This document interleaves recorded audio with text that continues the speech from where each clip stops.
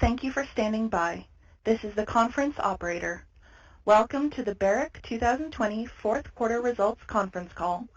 During the presentation, all participants are in listen-only mode. Following the presentation, we will conduct a question-and-answer session. At that time, if you have a question, please press star followed by 1 on your telephone keypad. At any time during the conference, should you need operator assistance, please press star and 0. As a reminder, this conference call is being recorded and a replay will be available on the Barrick's website later today, February 18th, 2021. I would now like to turn you over to Mark Bristow, Chief Executive Officer. Please go ahead, sir. Thank you very much, and good morning and good afternoon, ladies and gentlemen. Welcome again to our presentation of Barrick 20 and Q4 results. The past year has been one of delivery and development in the face of unprecedented challenges. We delivered on our production guidance, and at the same time we continue to our key projects. Amongst the Pueblo Viejo expansion plan, the Turquoise Ridge Shaft, the Gold Rush exploration declines, and the underground mine at Gounkoto. We improved our understanding of our ore bodies by putting geology front and center, and we can now optimize our mine plans on firm foundations. The sale of non-core assets generated the $1.5 billion we promised, and by cleaning up our portfolio, we aligned it with our strategic focus of Tier 1 mines. Our world-class business needs a global presence, able to operate Tier 1 assets in any jurisdiction, which means that some of our operations are located in more challenging geopolitical domains. In addition to the coronavirus pandemic, last year we also had to deal with the Argentina financial crisis, a coup in Mali, the major impact of political power movement in the DRC, and the closure of Porgera in Papua New Guinea. Barrick has clearly demonstrated that it can manage risks across a broad range of assets, with a leadership capable not only of running a large and complex business, but also of recognizing and realizing new opportunities. Please take note of this cautionary statement, and for those who need more time to review, it is available on our website. Key in the past year's performance was the effectiveness of our ESG strategy, which is powered at all levels by a long-established partnership philosophy and our close relationship, all our stakeholders, from investors to host communities. This was evident in Barrick's successful COVID containment programs, which buffered the impact of the pandemic on our business and our people, and also enabled us to provide much needed and welcome support to our host countries. E in ESG has been most of the attention recently, but I would argue that its social dimension is as important. I'm particularly concerned that the issue of poverty, arguably the greatest problem facing mankind, is not more prominently on the agenda. The world's poorest people live in its poorest, and easing their lot will require global and not just response. This is not to say that we should underestimate the gravity of the environmental challenge. Barrick has a clear roadmap for the reduction of greenhouse gas emissions, which is based on climate science and operational realities rather than wishful thinking or long-dated aspirations. Our landmarked targets listed here are under constant review. All our operations have practical plans for transitioning to cleaner and more efficient energy sources and water management. And we are cognizant of the necessity to innovate new power plans for our future mines. In short, Barrick aspires to be an industry leader, ESG, as in other things. This is our health and safety scorecard for 2020, and as you can see, there was a significant improvement with both lost time and total recordable injuries decreasing by big margins. Unfortunately, as previously disclosed, an otherwise impeccable record by a tragic fatality at Kibali in November of 2020. There were no high-severity environmental incidents across the group during the year, and the number of medium-severity events declined.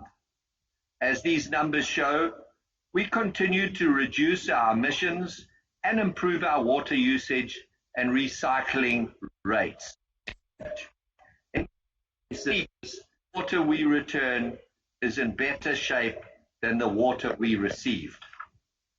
The photographs on the right show one example of the difference we've made since taking over North Mara, where one of our priorities was to implement our water management plan.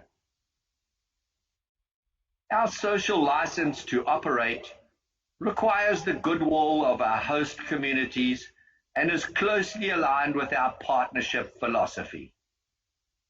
During 2020, fully functional community development committees were established at all our operational sites, and they were instrumental in deciding how best to invest the more than $26 million we spent on quality of life projects in the course of the year.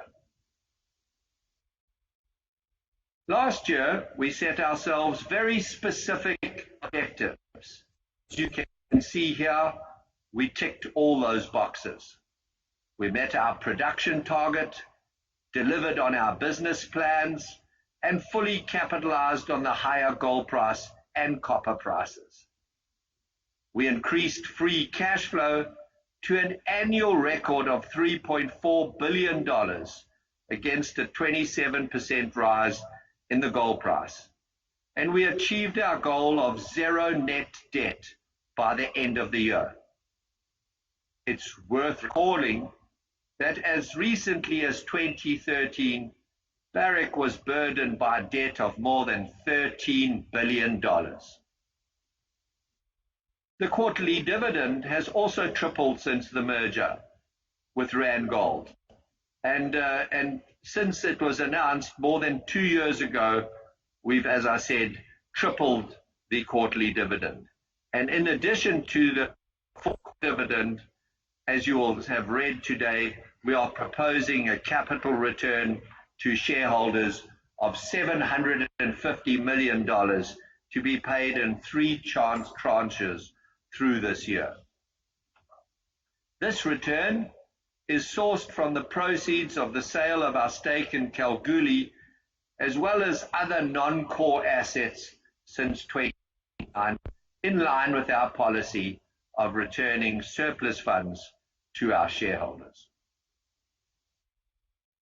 The solid operating results were driven by another performance from Pueblo Viejo, the Dominican Republic, the wrap of Bulyanhulu in Tanzania, and the continued improvement at the Turquoise Ridge complex in Nevada.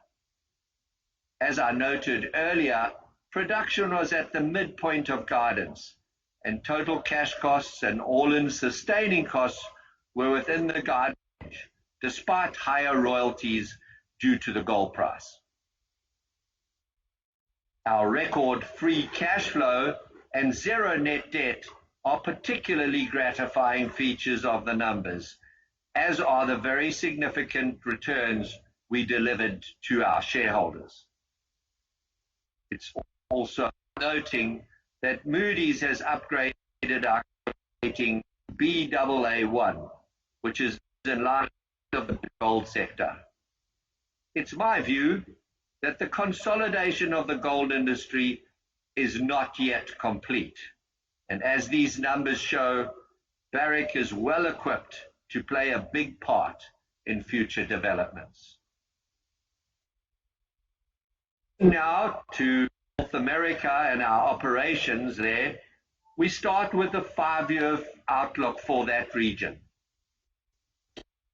Going forward are advancing our ore body knowledge, deepening the production profile, and managing all-in sustaining costs. This is consistent with our November Investor Day, with some capital shifted from 20 into both 2021 and 2022. There are also some opportunities to implement this, which I will touch on in the next few slides. In Nevada, the best potential for near to medium-term life of mine additions are at North Leeville, 4 Mile, and Gold Rush, as well as the Wren project at Gold Strike. The best opportunities for significant new discoveries are in the area between Turquoise Ridge and Twin Creeks, between Pipeline and Robertson, and at the Cortez complex in Carlin Basin south of Gold Quarry. I have great expectations for the North Leeville area, and the team is currently prioritizing the improvement of the geological model and drilling to accelerate the delivery of ounces into the Carlin mining plan. Results to date from 5 of 7 drill holes have confirmed at least 2 emerging high-grade areas above the average reserve grade at Leeville. Drilling closer to the existing mine infrastructure continues to extend the turf ore body to the north and the west. The Carlin complex is richly endowed with gold deposits, and this flagship asset has some very exciting opportunities, not only for resource expansion, but also for new world-class discoveries. In 2020, the Carlin complex delivered at the midpoint of its production guidance and also kept costs well within the guidance range. This year and the next will see substantial investment in the future. In addition to growing ounces through exploration at North Leeville, Rita K and Wren, the introduction of improvements to increase processing options as well as lower costs also on the agenda. Like Carlin, the Cortez complex has a wealth of opportunities for expansion and growth. The Gold Rush and 4 Mile discoveries are good examples of our policy of first understanding the geological framework and then building the exploration programs around that. At 4 Mile, the improved confidence in our geological understanding is demonstrated by our first declaration of an indicated resource just under 500,000 ounces at around 10 tons, while still growing the inferred resource to 2.3 million ounces at around 11 grams per ton by including Sophia. I have no doubt that this resource will grow once we drive the development from Gold Rush and infill drill the 4 Mile project. Still in the Cortez complex, Pipeline Crossroads is a world-class legacy deposit, and we continue to grow the resources at the Robertson deposit. We are also progressing the feasibility work at Robertson while taking a closer look at what lies between them. Cortez itself exceeded the top end of its production guidance last year. The Gold Rush project is on track to expose its first ore in the first half of this year. And the government's record of decision is now expected in the first quarter of 2022 rather than the of this year. This, however, will not impact the mine plan, with a focus now on better understanding of the ore body as we open it up, while we finish the underground feasibility study for the standalone Gold Rush portion. We're exploring the possibility, as I indicated earlier, of reducing the cost and timing of drilling at 4 Mile through underground access from Gold Rush. Once Gold Rush and 4 Mile are up and running, they will boost the Cortez complex's annual production and ensure its Tier 1 status for years to come. Turquoise Ridge has the highest grades in the industry, but was developed as a low tonnage, high grade mine and not based on a proper geological model. This project and mine represents a significant opportunity for improvement. It has 2 huge deposits at either end of an 8-kilometer trend, both with a historically poor geological understanding and a lot of potentially prospective ground between them. We've done a great deal of work on this since the formation of Nevada Gold Mines, and we're starting to generate new targets in what was thought to be a maturing district. As shown in the section, the newly discovered Midway fault between Turquoise Ridge and Twin Creeks could be an important district-scale mineralization control. The Turquoise Ridge complex has been struggling, and production for the year fell short of guidance. There was a marked turnaround, however, in the fourth quarter, and ongoing optimization should deliver further improvements for this year, including a ramp-up in underground development. Construction of the third shaft remains on schedule and within budget, with commissioning planned for late 2022. The shaft is designed to be able to increase hoisting capacity, improve ventilation, and shorten haulage distances for that operation. Still in Nevada, Phoenix and Long Canyon are small but very efficient low-cost operations, both exceeding the top end of production guidance and delivering exceptional margins. North of the border in our home country, Canada, Hemlo has made a remarkable journey from survival mode to a potential Tier 2 mine. At the time of the merger, we doubted whether it was actually a profitable asset. But after unpacking the geology and rebuilding the models, we found many opportunities, not only to turn it into an efficient underground operation, but also to build its reserves and extend its life. Most notably, recent drilling has indicated the potential for a discrete parallel mineralized structure to the west of the main C zone. Further drilling is planned in 2020 to improve the geological understanding of this area.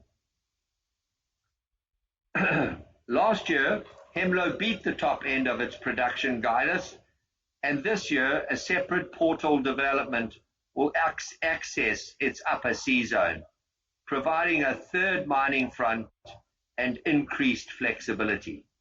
Mining there is expected to begin in the second half of this year.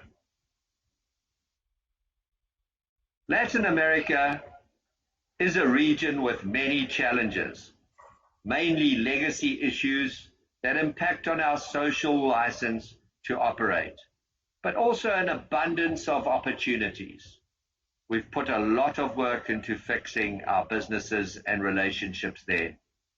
And last year, I personally visited the region 4 times with Mark Hill, who leads that region of Barrick, to review progress at our operations and also to meet with governments and community leaders and really invest in our new management teams across that region.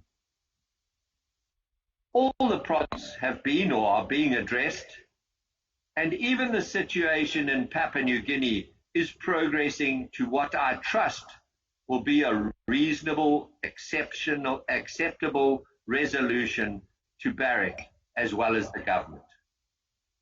In the meantime, we have left Porgera out of our guidance and intend to add it back once we are able to reach agreement with the various stakeholders in Papua New Guinea, including government and the landowners.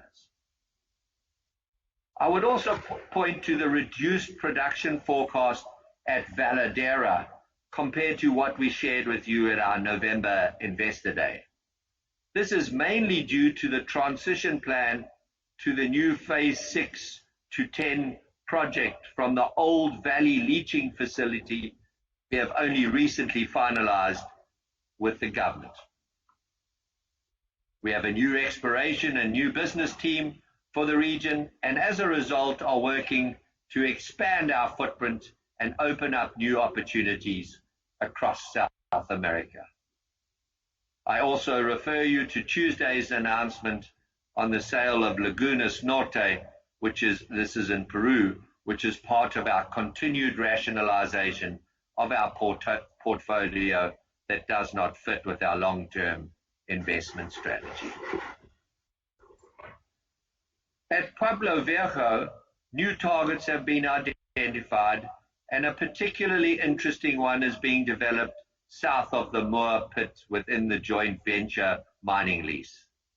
Also, our recently established Pueblo Grande project immediately adjacent to the PV tenements has secured a strategically important parcel of land which is critical for PV's expansion plan. Pueblo Viejo staged a great second half recovery, posting a mill throughput record for the second straight year to achieve its production guidance. The expansion project will realize the operation's full potential by unlocking just over 9 million ounces of gold currently excluded from reserves due to the lack of adequate tailings and storage facility. The plant is being upgraded to handle throughput of 14 million tons per annum, and as a consequence, we are planning to process more stockpile material there this year. This is the reason for slightly lower production guidance compared to 2020, and is in line with the forecast disclosed at our November Investor Day. The team is continuing its work with the new government and the community to secure land for the new TSF. The work associated with the TSF geotechnical and feasibility study is expected to be completed this year. In Valladerra, Pascoalama district, a drilling program to test the link between the underlying deposit, geology, and metallurgical characteristics is underway. Around Valladerra, there are still a number of untested opportunities to expand the resource and reserve base of both Lama and Valladerra. Drilling to extend Valladerra pit shell was also limited due to the impact of the pandemic, and we expect to catch up with that during this summer in 2021. In the El Indio region, short of a new greenfields discovery, our strategy is to build a critical mass of smaller deposits to create a mining complex capable of meeting our criteria. As we reported earlier, Valladerra's production was impacted by the pandemic-related quarantine and movement restrictions imposed by the Argentine government. This also temporarily delayed the mine's transition to the new Phase 6 heap leach facility, which is on track for completion now by the end of the first half of this year. As agreed upon with the government, heap leach processing will be reduced during the transition, impacting production. However, the mine's performance is expected to improve in the second half of the year after the new facility has been commissioned. Valladerra's connection to Chile's power grid at Pascua-Lama should be completed by the end of this year as well, which will also reduce unit costs for the operation. In Papua New Guinea, we have been engaging the government in discussions to seek a mutually acceptable way forward for the reopening of the Porgera mine, which, as you know, has been in maintenance since the government refused to renew its special mining lease in April 2020. I am, in fact, speaking to you from the capital, Port Moresby, today where the discussions are occurring. If all goes well, Porgera should reopen this year, but for the time being, as I said in my introduction, we have excluded it from Barrick's 2021 guidance. The Africa and Middle East region has largely, as expected, driven the post-merger repositioning and reinvigoration of Barrick. Its 5-year plan remains intact and steady, while costs and capex coming down. And there are plenty of opportunities to drive this performance beyond the time frame you see here. Our immediate objective for that region is to either extend the life of mine of Tongon or replace its production after 2023. The Lulo district in Mali is still our prolific generator of new ounces. Lulo-Gounkoto again more than replaced depleted reserves last year, and there are big opportunities for more in both the Lulo and Gounkoto mining leases. Despite the political unrest in Mali, the complex exceeded the top end of its production guidance, highlighting again the importance of our strong in-country partnerships and the agility of its management. Its 10-year outlook is enhanced by the complex's third underground mine below the very profitable Gounkoto pit, which is on track to deliver its first ore development tons in Q2, and studies for a potential fourth underground mine at Lulo 3 are progressing. Our exploration group is also making good progress on advancing the targets across in Senegal on our Bambadji joint venture. In Côte d'Ivoire, brownfields exploration has added 3 years to Tongon's life, and a recent review identified 11 follow-up satellite targets with the potential to meet our criteria and extend the life of mine further. Situated 15 kilometers from Tongon, the Mercator target is scheduled for resource definition and resource reserve reserve conversion. The Côte d'Ivoire remains an attractive destination because of its prospectivity and relatively sophisticated infrastructure, and we continue our generative opportunities throughout the country with the aim of increasing our new ground holdings. For reasons beyond its control, Tongon has led a troubled life, but it has always managed to be very profitable. And last year, it exceeded its budgeted production for the first time in its history. Its extended life of mine plan has been supported by additional exploration optionality in exchange for a lower production profile at slightly higher costs. Kibali grew its total reserves net of depletion for the successive year. Kibali was initially planned to progress to underground-only mining, but the discovery of a series of significant open-pit deposits has allowed us to gain processing flexibility by balancing the ore feed over the mine's 10-year plan. The updated plan increases the mine's gold production to more than 750,000 ounces a year, sustained throughout the current plan, and given Kibali's strong target pipeline, likely beyond that.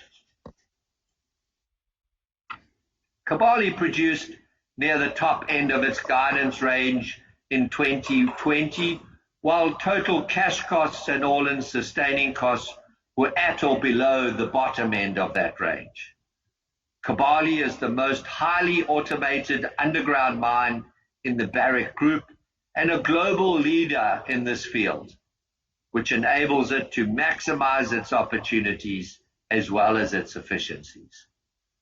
Its 3 hydropower stations keep its energy costs down, and the recent introduction of a battery-driven power performance system offers a further reduction of diesel-generated power. Turning now to Tanzania, we've achieved a great deal in this country since taking over the operations of the Acacia mines there. On the exploration front, the focus on getting a proper understanding of the geology is delivering exceptional results, with North Mara increasing its mineral reserves net of depletion in 2020, while a substantial growth of resources indicates a significant potential for extending its life of mine. Operationally, North Mara continues to improve, achieving production at the upper end of its guidance. There's still a lot to do to realize this mine's full potential, starting with a new oxygen plant and an upgrade of the cyclone cluster to increase recovery rate. I believe once we've brought North Mara and Bulyanhulu into the lower half of the cost curve, we'll be able to deliver another Tier 1 complex in Barrick's portfolio. Exploration at Bulyanhulu is producing some very encouraging results, and as our understanding of that ore body improves, it's becoming clear that it's of world-class proportions, with a measured and indicated resource of some 4.3 million ounces and an inferred resource of 8.3 million ounces, and still lots to do to achieve profitable conversion to reserves. The ramp-up of the underground mining and processing at Bulyanhulu is on track and will continue through the first half of the year, reaching steady-state annualized production into 2022. In the meantime, the feasibility study for an optimized mine plan is being progressed.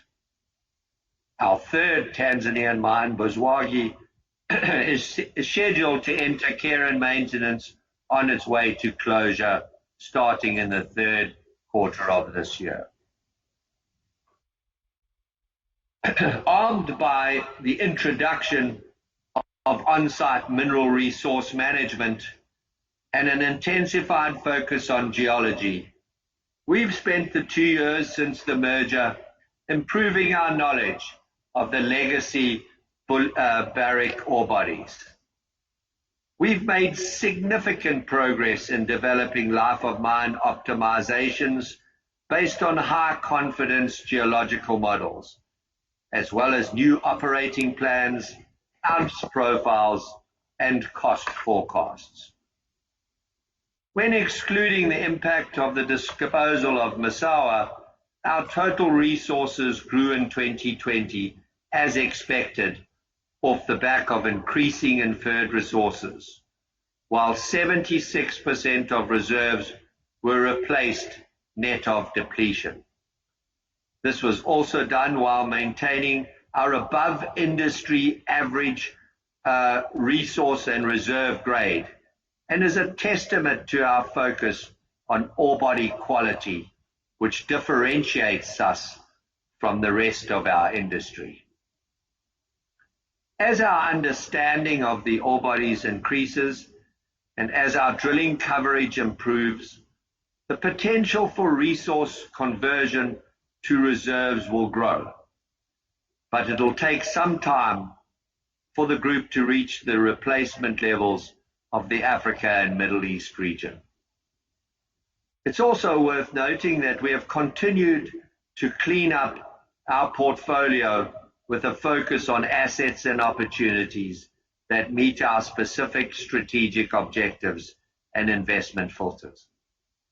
This is in line with our commitment to look to attract the best people to work with us, to develop and mine the best assets in order to deliver long-term, sustainably profitable results. Our 10-year guidance is an important tool to manage our sustainable profitability strategy. This year's production, as I've indicated, will be impacted by the continued closure of Porgera and the heap leach transition at Valladerra. But there are significant opportunities ahead for improvement. And as I noted earlier, we have reason to believe that the Porgera issue could still be resolved positively. The 5-year outlook for copper is also positive, with all the trends, as you see in this slide, heading in the right direction. Our copper portfolio made another significant contribution to the group's bottom line last year.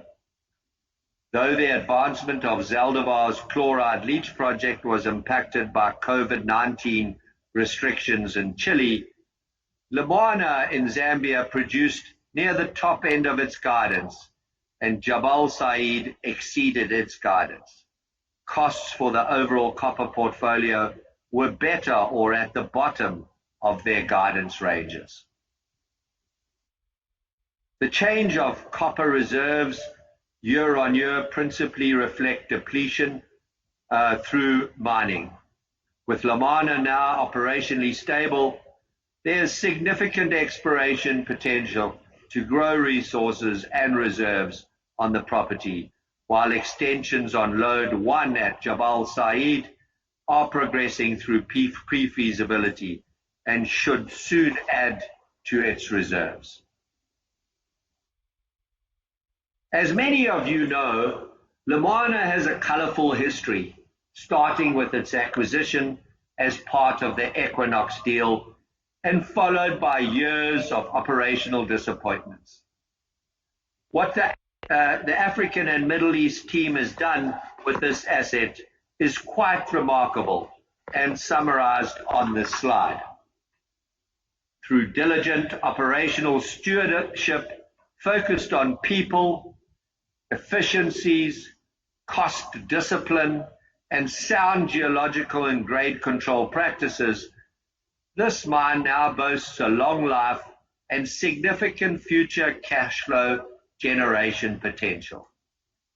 Over the space of just 2 years, production has increased by 23%, costs have been reduced by 25%, and at around $3.50 copper price, which is a little below where it is today, the mine could produce in excess of $250 million in free cash flow per annum for many years to come. A real testimony to the Barrick operating philosophy. The new Barrick's foundational objective was to build a business capable of delivering the industry's best returns.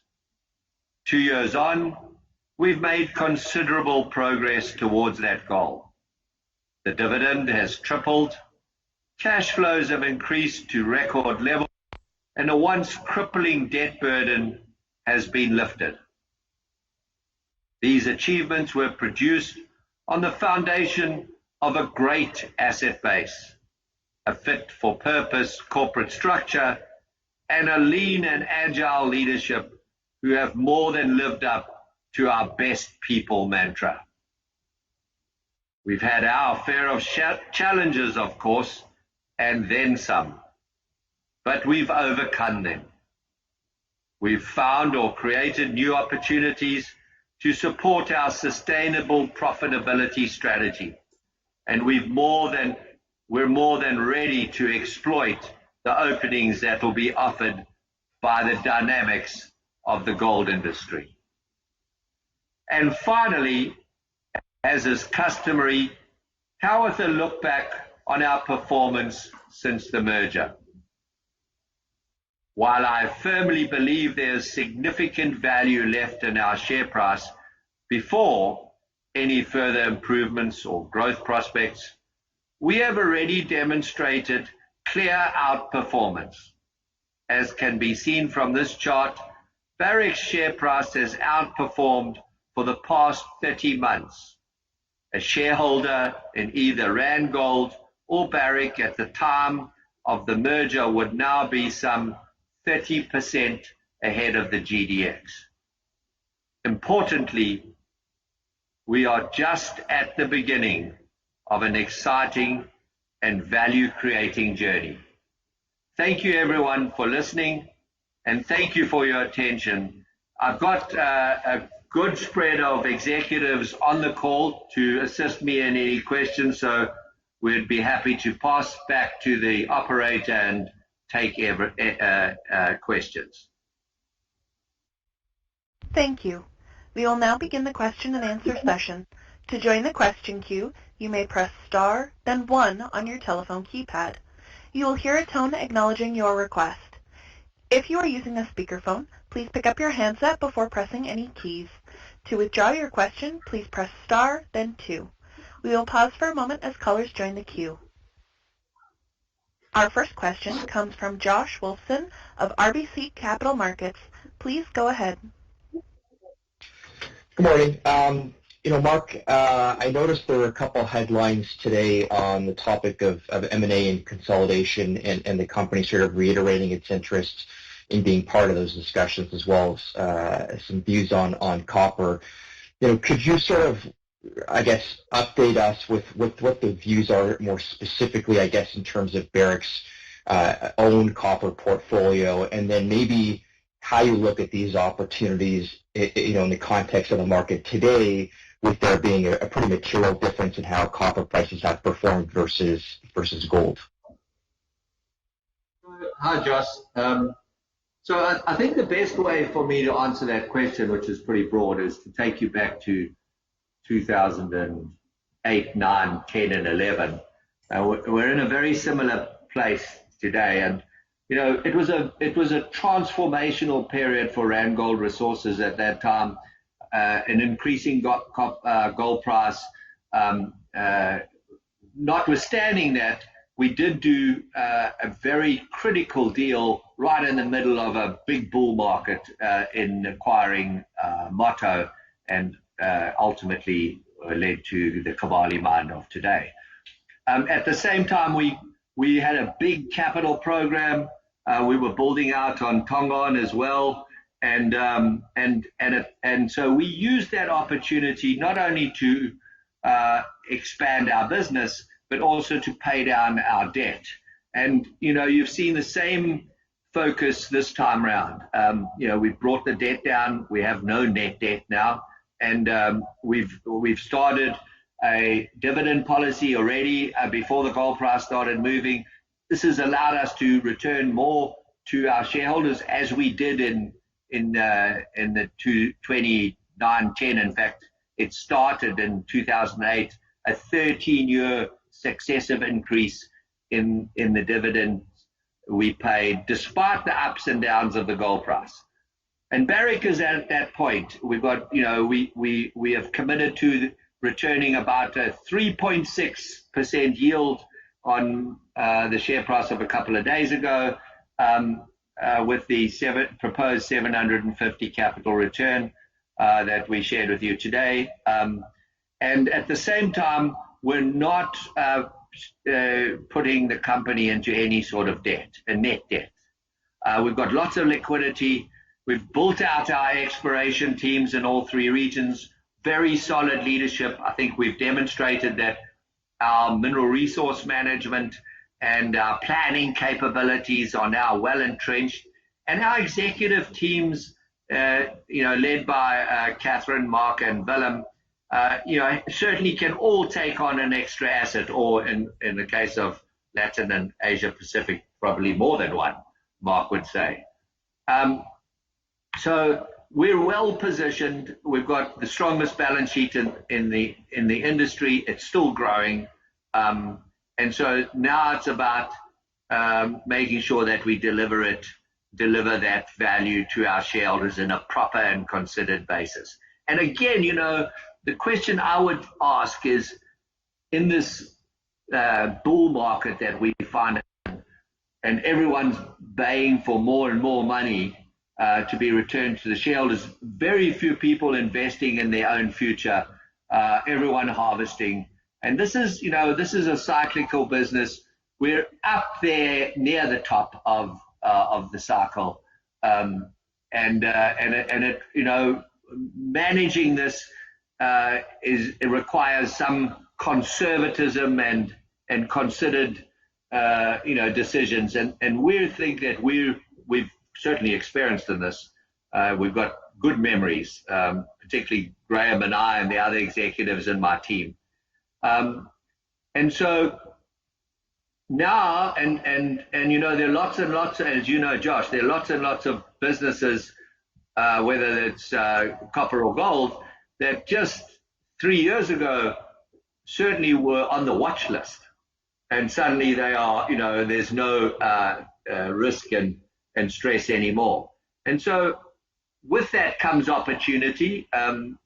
As you know, the discussions between Barrick and Randgold started in late 2015 and took some time to find a deal which really delivered real benefits for all the owners of both companies. And so we're not, everyone, as you see in the market today, everyone, every time you wake up, there's a different opinion that's considered to be the only opinion on where the markets are going to go and what's going to happen to gold, and where you should be putting your money. And we back in the great financial crisis as well. We believe that the short or near term to mid-term outlook on global markets are not clear.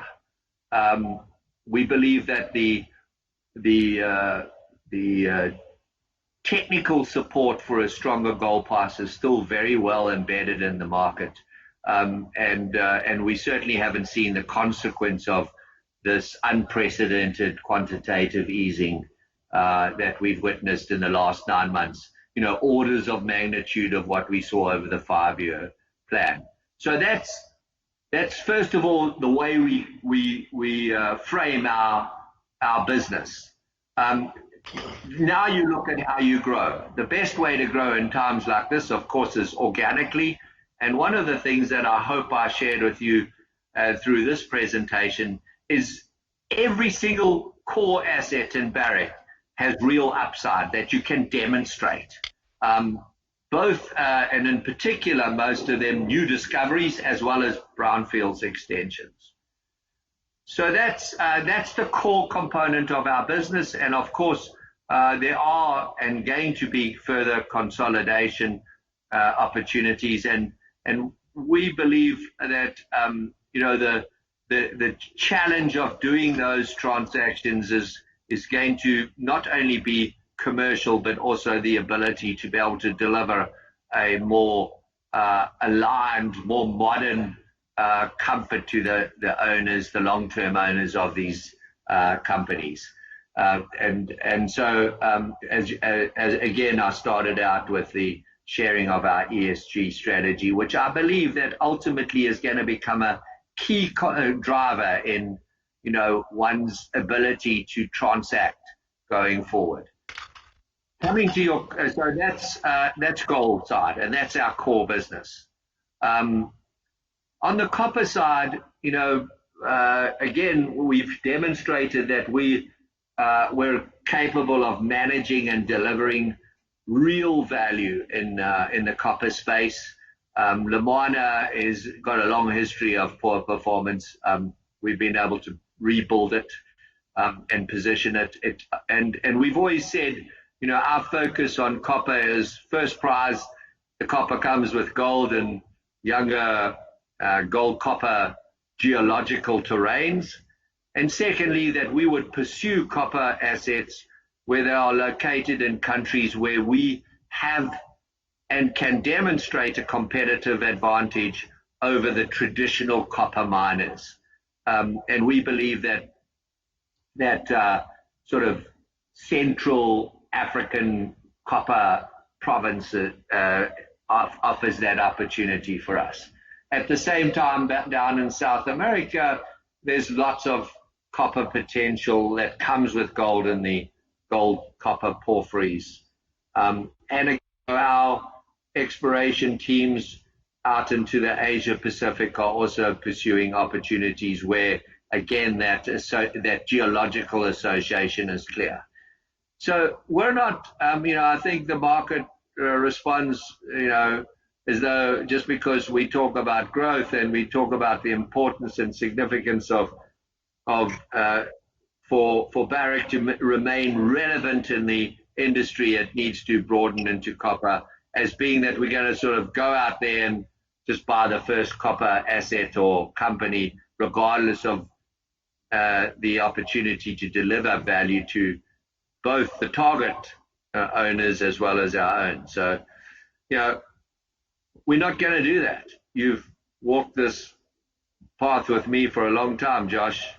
We got too many checks and balances in my executive team to go out there and do something stupid. So watch the space, give us time. We'll keep building our business in a considered way. Great. Thank you very much. Our next question comes from Mike Parkin of National Bank. Please go ahead. Hi, guys. Thanks for taking my question. One I had was, we're seeing quite a cold snap come down through the U.S. I was wondering if there's been any negative impact to the Nevada gold mines operations due to that cold, or is it anything that you would expect to maybe drive a bit of a soft Q1, or something that would, probably bounce back with the resumption of kind of normal temperatures? Yeah, Mark, I would just say that, where our operations are located in Nevada, it's flipping cold this time of the year, regardless of whether they're cold snaps. We don't notice the cold snap, it's just cold. We look forward to the odd sunny day. So it's a bit like West Africa when you have 3 months of rain where you get 1 meter dumped on you. We don't see it appropriate to use weather to explain why we can't run our mines. So our team's well equipped to manage weather in northern Nevada, just like we are in the Andes in South America. So, you definitely won't see anyone using it as an excuse.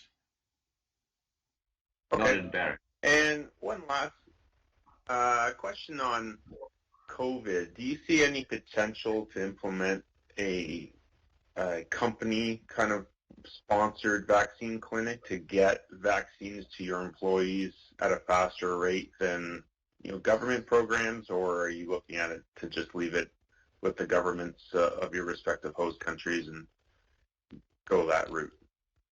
Well, what we're able to do is partner with our host countries and in the case of Nevada, our host state, on combating COVID and its impact. And bar 2 operations, we now have COVID partnership led PCR laboratories, which support our protocols, and that we can turn around accurate tests in a couple of hours.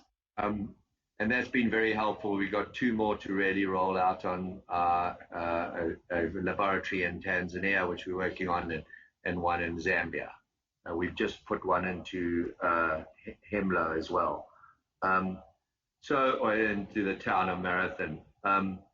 So that's, and again, in all our countries, we are very much part of the COVID task force. And our senior executives have now been included in the vaccine logistics and sort of management structures in our various regions and host counties or provinces. Catherine is very much part of that initiative in Canada, as well as in Nevada, as is Greg in the immediate part of our Elko Winnemucca region in northern Nevada. And in Africa, we're part of the whole African Union initiative to source and support the rollout of vaccines. It's a little more complicated there, but there's been some movement recently, and we've seen the first Johnson & Johnson vaccines coming into South Africa, and we look forward to be able to manage that into across the nations, across the countries in which we operate in Africa. South America, we were early partners with the Dominican Republic in setting up structures to purchase and order vaccines and get them into the country. We've got a very strong relationship and worked extremely well. It's one of our most responsive COVID initiatives has been as you know, Dominican Republic is being a holiday destination, got hit very hard in the early days of COVID. And then we are working again with the Argentinian government on sourcing vaccines. Again, all the emerging and developing world are slightly behind the developed economies as far as rolling out that vaccine. It's absolutely critical for the world to manage a global solution on the vaccine rollout. And so, we are part of it. At this stage, it is not possible for private enterprises to purchase vaccines themselves, but we are partnering with our host countries, and already, for instance, in Nevada, we're talking about rolling out some of the vaccines to the critical support staff within the mining industry as well as other industries. So it's a very collaborative initiative, and it's been an impressive partnership across all 13 of our host countries, and I'm optimistic about bringing this pandemic under control in the medium term. It's definitely not going to happen as quickly as everyone would have liked, and so it's very important we all continue to exercise discipline and respect the protocols of social distancing, etc., until such time as we get a herd immunity entrenched in our populations. Thanks, Mark, and all the best on the negotiations with Barrick. Thanks, Mark. Our next question comes from Danielle Chigmira of Bernstein. Please go ahead. Right, thank you. My first question is on your climate targets. So they seem significantly more ambitious than those set at the Investor Day. And so could you give us any color on specific projects or specific actions that you're planning which will lead to those higher reductions in greenhouse gases? So Daniel, we are ambitious. We are very clear that our target is to achieve a 30% reduction by 2030. And Yeah, I think the net zero target out to 2015 is a bit academic at the moment because I don't think, well, I know there's no gold mining company that goes to 2050 in the current plans. But important is that, I and my team, my enlarged team now, have always been absolutely clear that we manage our business on tangible plans. So there's a target. Everyone's, been under pressure to accept that they're targeting X, Y, and Z. That doesn't mean anything if you don't have a real plan against which you can measure yourself. And so we started out with a plan to deliver a 10% reduction last year in our 2019 sustainability report. We've now increased that to 15% reduction. We've got a serious plan. Every single one of our operations has got a very specific greenhouse gas strategy, whether it's Valladerra, where we're rolling out the connection to the Chilean power grid, which is has more sustainable power component to it than any other power utility or power utility in the world. And so that really does take away significant emissions and also drops our costs materially in Valladerra. In Dominican Republic, we are the leader in that country with a conversion from heavy fuel to natural gas, driving big turbines, very efficient, very low emissions, and not only for our PV, but also for the nation. In Nevada, we bought with the joint venture the Newmont coal power station, and we've already well down the road on converting that to natural gas, and also we are busy permitting a 200 megawatt solar power station, which will be linked to that natural gas power facility, and we've got a second one as well. In Kibali, which is our youngest mine in the group, that we built on the back of hydropower installations, and recently, as I mentioned in my speech, we've added a big battery to that, and we've learned so much about how to form a grid, a mini grid, in a remote place like the jungle in DRC. And that battery technology has proved to be invaluable, and we're now looking at changing around the whole construction of our grid, and using the battery as the formation to form the grid, and the power, the hydropower, to actually keep the batteries charged. And Kibali is unique in that it's got a big hoist, and it's constantly drawing large amounts of power from the grid.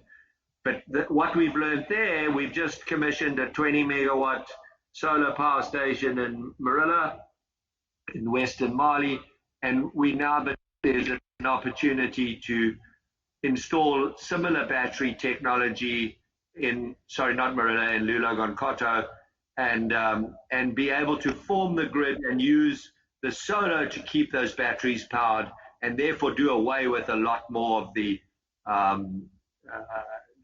diesel and heavy fuel powered component of our power station there.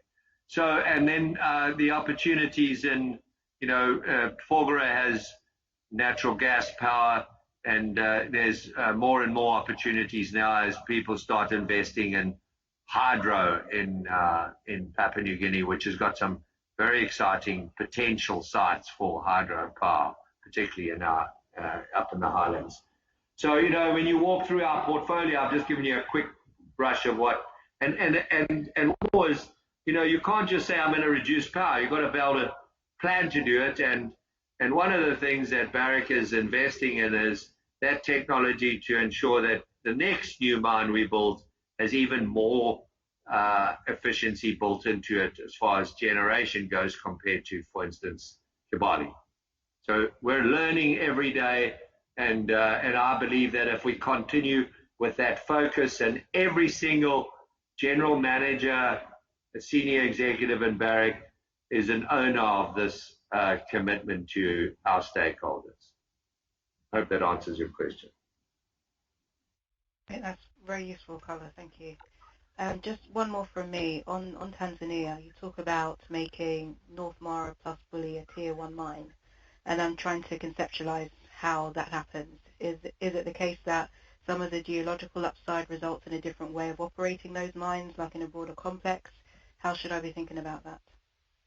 So 300,000 ounces out of North Mara and more than about 250,000 ounces out of Bully and Hulu. Add them together, that's 550,000. North Mara is a moderate grade mine. Bully is a high grade mine. We drive the cost down to the bottom half of the cost curve, and you've got a Tier 1 complex, combined in the country. And they both have more than 10 years life, substantially more than 10 years life. So that's really our focus, and what's North Mara's got a bit of a way to get to that low end of the cost curve, but we'll get it there because it's got so much upside. We still got to lift the production. Bully, is helped significantly by the grade of that ore body. Great, that's useful. Thank you. Our next question comes from Mike Jalnonen of Bank of America. Please go ahead. Oh, hi, Mark. I hope all is well and you're not facing a cold snap in Port Moresby. Just moving to, I have a question on Hemlo. Intrigued by the steady state 1.9 million tons per annum production. How much tons will come from each of the mining fronts to get to that production level? And what will that mean to the mine production? Thanks. So right now, Mike, how's it? And no chance of a cold snap here in Port Moresby, I can assure you. Buckets of water, yes. About the coldest you get is when you turn the air conditioner down to about 16 centigrade. The Hemlo is, outlook this year is about 210,000 ounces. And the plan is to get it up to about 250,000 ounces from underground. And that's why we need that extra access in the upper C zone, which we're developing now. And, you can do the math, just work it back, but it's really, our first prize would be to get it up to 250,000 ounces. As we improve the infrastructure, the hoisting, the ventilation, one of the big challenges is getting a lot of the waste out of the mine to improve our logistics and ore movement. Right now, all that is constraining. We've still got to develop more long hole open stope opportunities. We've got to improve our backfill, and we've still got quite a bit of remnant mining that we're doing in this next year and perhaps the year follow to 2022. And at the same time, we're drilling and building that reserve base to support a plus 10-year, plus 250,000 ounce producer, which makes it a substantial Canadian gold mine. Okay, well, thank you and good luck there. You know that mine well, don't you, Mark?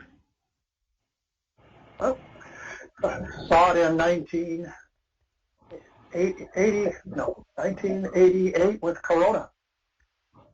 That's it. So, and it's still got legs. Yes, it does.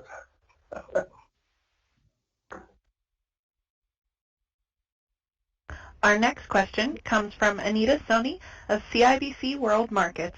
Please go ahead. Good morning.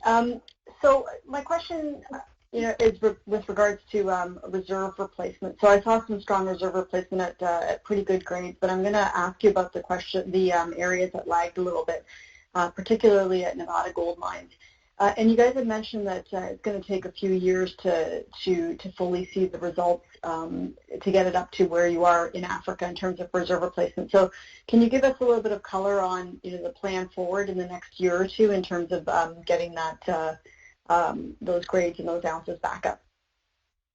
Yeah, so Anita, just trying to explain, I'm not sure about what you're talking about there because, if you look at North America, we went from 31 million ounces in 2019. This is reserves now at 2.68 grams a ton to 29 million ounces at 2.8 grams a ton. So, if you look at Africa, of course, we've grown, certainly on the back of the Lulo, Gonkota, and Kibali and North Mara replacements. Tongon is a tougher nut to crack because it is in decline. And Bulyanhulu, the big growth will come as we complete the underground feasibility study. And North America is in good shape. It's first of all, you've got to build a resource profile, and we're very disciplined on the grade. And so we've done that, and hopefully, Anita, you would have seen in my presentation me pointing to further resource expansion. And you've got to build that front ahead of the mining phases in inventory first, then in inferred. Ultimately, it gets into measured and indicated, which results in reserve. It's going to take some time. 76% replacement right now with more than 100% replacement on the resource category bodes well for us to get all our assets delivering reserve replacement over time. And I'll just take you through it. As I pointed out, PV is a simple case of significant reserve growth. Valladerra, we didn't get the drilling done we wanted to in 2020 because of the restrictions of COVID. So a lot of that drilling has been rolled over to this year. And again, we expect to make significant progress in the Cartasquinas, the 4 quarters expansion of the current Valladerra pit. And then we've pointed to North Leeville, some significant upside potential. Rita K, we're busy drilling out. We've got the lower part of Rita K now coming into the mine plan and reserve conversion. The upper part, we're still dealing with the water table and making sure that it's accessible, which means you can bank it. Ren, we've got some into our mine plan and reserves, but still quite a lot more outstanding. There's still work to do in both Turquoise Ridge Underground as well as Twin Creeks. And then Cortez, as we develop and deliver on the feasibility study for Gold Rush, you'll see some significant ounces flowing into that complex. So, I'm really very comfortable about where we are as far as understanding our geology and being able to, with some, when I go to the mines now, just like I get in Kibali and Lulo, the MRM team have a plan to convert. So it's part of our business. We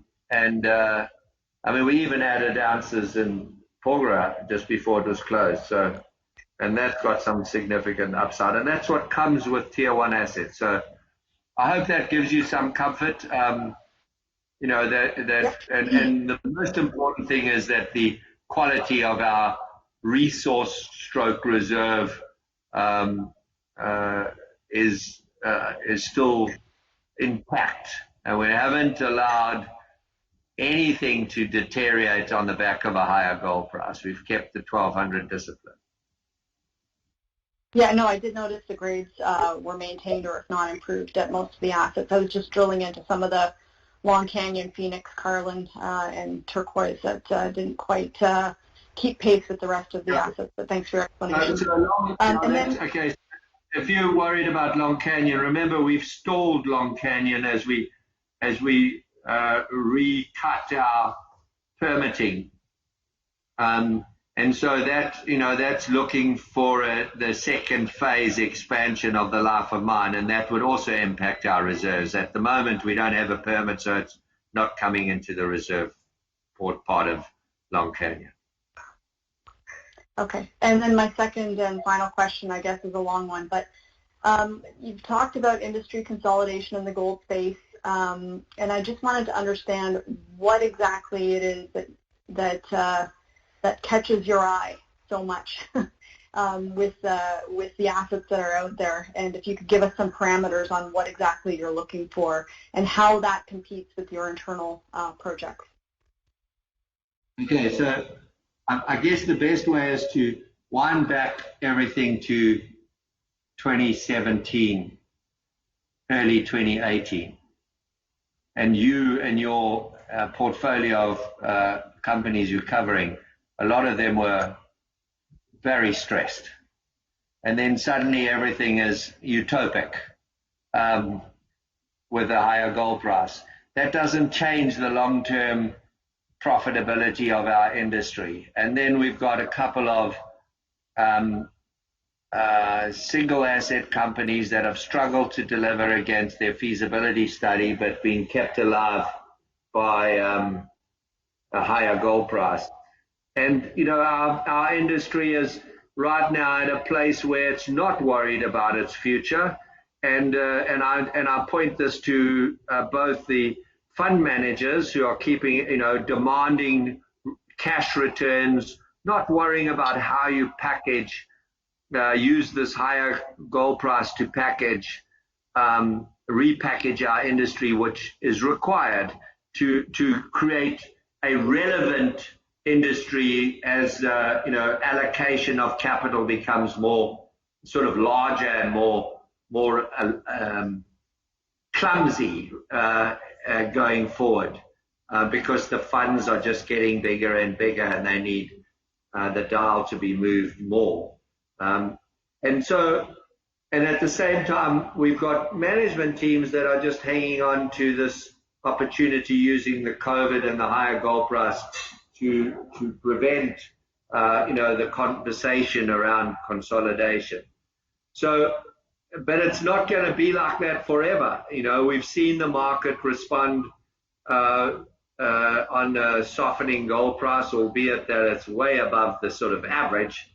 And that's why it's important for Barrick to have the strength, financial and management bench strength, to be able to force some of these opportunities. On the criteria, we've been very clear.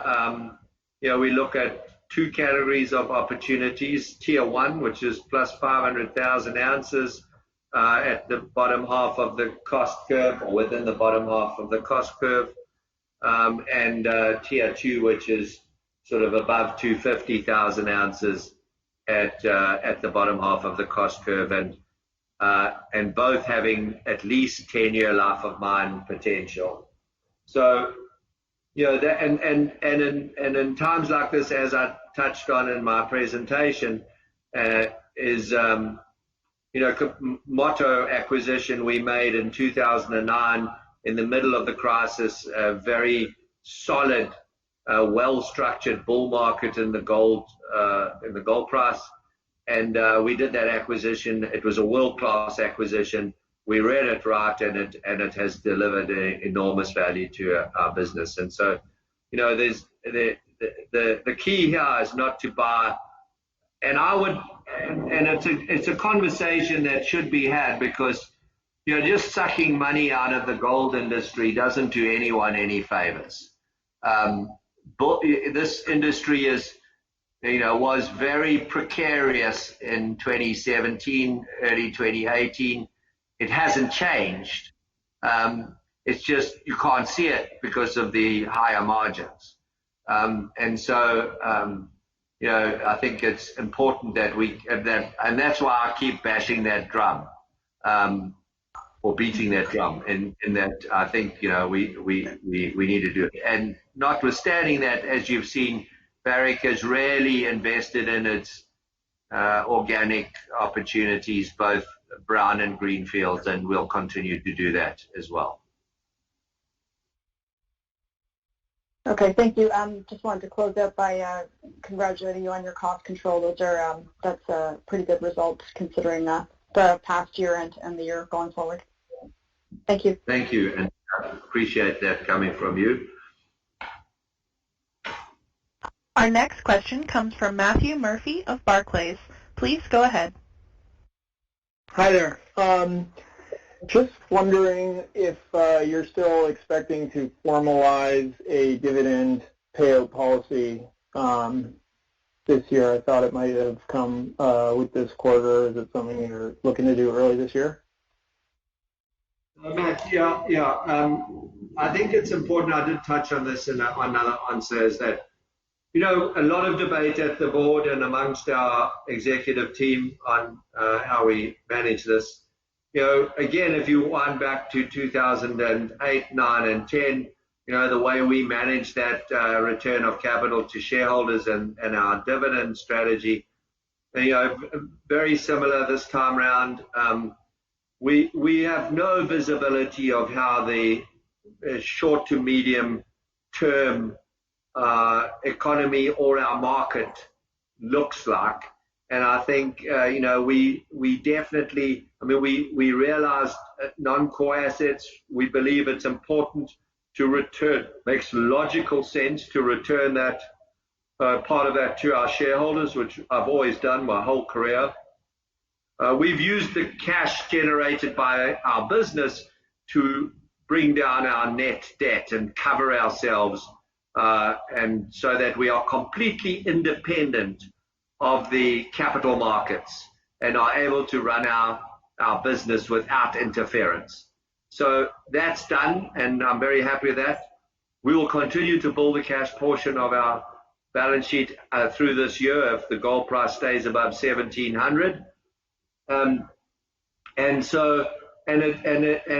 we believe that this whole unprecedented scenario is unclear and extremely dynamic, and I'm pretty confident to be able to bet you that the current analysts' outlook on what it's going to look like in 12 months' time is all wrong. And so our board and in debate with our management team have landed on the fact that it's better to return this. It's a significant return. Added to our 9 cents a quarter, delivers about a 3.6% yield at current gold share prices, actually a bit higher than today.